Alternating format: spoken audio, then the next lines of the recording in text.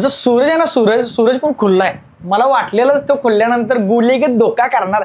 जे काय बिग बॉसने त्याची कान सुनावणी केली, त्याचा कान पिळगळला आणि म्हटलं सूरज तुझा पॅटर्न वेगळा आहे, तू कोणाला घाबरायचं नाही, तू बाहेर पड, तू बोल, तुझा जो पॅटर्न आहे त्याच पॅटर्न मध्ये बोल. आणि बाहेर आलेला जो काय तमाशा केला सूरजनं, आहा, बघून मला मजा आली की आमच्यात पण कोणतरी, आमच्यासारखा माणूस कोणतरी तिथं भांडायला लागलाय. जेव्हा हे तिला माहित नसतं निक्कीला मे बी की सूरज आता जरा खुल्ला आहे आणि निक्की काम सांगितल्यासारखं दरवेळीप्रमाणे सूरजला म्हणते मेकअपचं किट वगैरे असतं, त्याला म्हणते हे घेऊन चल ना, आतमध्ये घेऊन चल ना. सूरज म्हणतो का, मग परत निक्की म्हणते अरे हे घेऊन चल ना, हे इथून आत जायचं, माझे मी शॉर्ट्स घातले ना तेव्हा मला खाली बसता येत नाही. सूरज म्हणतो मोठे शॉर्ट्स घालायचं ना. मग बघ, ज्या मुलग्याला तुम्ही निर्णय घेऊ शकत नाही असं बोलला होता, तो तुला सांगायला लागला की तू शॉर्ट्स मोठे घालत जा. का घालत जा का नाही ते तुझा प्रश्न आहे, पण त्या छोट्या शॉर्ट्समुळं तुला खाली बसायला प्रॉब्लेम व्हायला आहे, कबूल तर केली ना तू. मग मोठ्या घालत जा ना, सिंपल. तो मुलगा सांगायला लागलाय तुला, ही आमची मराठी बाणा आहे, ही आमची संस्कृती आहे, लक्षात ठेवा. तू दुसऱ्यांच्या संस्कृतीला जाते निक्की बाई.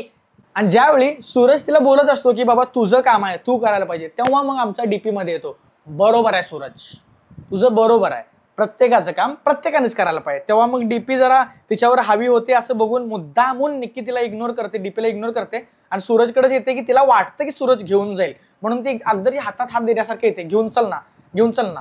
सूरज गुलीगत धोका, भावा तुला मानलं, तो एकच म्हणतो नाही, स्वतःचं काम स्वतः करायचं, बिग बॉसनं सांगितलंय, मी काय नाही घेऊन जात नसतो, आम्ही शांत बसत नसतो, पेटलंय आता थंड होत नसतो. सूरज थंड होऊ नको, पण चुकीचे निर्णय घेऊ नको, योग्य निर्णय घे. तू खरंच मला आवडेल या सूरजने जरी ट्रॉफी घेतला ना, हा किती भारी वाटेल. एक वेळ सूरजच्या हातात ट्रॉफी शोभून दिसेल, पण मला वाटतं पर्सनली, मला तुमचं नाही माहिती, मला वाटतं की निक्की तर ती ट्रॉफी उचलायला नाहीच पाहिजे. बिकॉज एक साईडला गेम आणि एक साईडला आपला मराठी संस्कृती, मराठी भाषा. प्रत्येकाची गोष्ट वेगळी असू शकते, मला मान्य आहे. मला कमेंटमध्ये देखील भरपूर चांगले देखील कमेंट आले आणि भरपूर वाईट देखील कमेंट आले की तू तुझं काम कर ना, हा एक शो आहे, गेम प्रमाणे घे. मी गेम प्रमाणेच घ्यालोय, म्हणून तुम्ही मला व्हिडिओत बघताय आणि मी काय रॉंग वर्ड यूज केले नाही, यूज केले. त्यामुळे अजिबात काय यामध्ये विचार करण्यासारखी गोष्ट नाही आहे. पण मला सूरजने देखील ट्रॉफी घेतलेला आवडेल, पण निक्कीने नाही घेतलेला आवडेल, कारण आमच्या मराठी संस्कृतीमधल्या किंवा मराठी, या बिग बॉस मराठी आहे ना, मग मराठीबद्दलच बोलणार. आणि आमच्या मराठीमध्ये अशा बायका नसतात, त्यांना कळतं कोणाशी कसं बोलायचं, कोणाशी रिस्पेक्ट किती ठेवायची. समोरची व्यक्ती किती चुकीची वागत असली पण तिचं वय जास्त असेल तर पहिला आमच्या बायका रिस्पेक्ट करतात आणि मगच समोरनं काहीतरी बोलतात.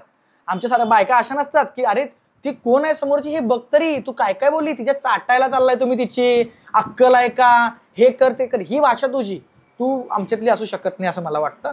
त्यामुळं मला सूरजने ट्रॉफी घेतलेला आवडेल, पण निक्कीने घेतलेलं नाही आवडणार. तुम्ही जुन्या व्हिडिओना एवढं प्रेम द्याल ना, मला वाटलं नव्हतं, पण अस्सल कोल्हापुरी माणूस, कोल्हापुरी बिग बॉस मराठीला ट्रोल करतोय तुम्ही समजा, किंवा आपली बाजू मांडतोय आणि आपल्या माणसांना सपोर्ट करतोय.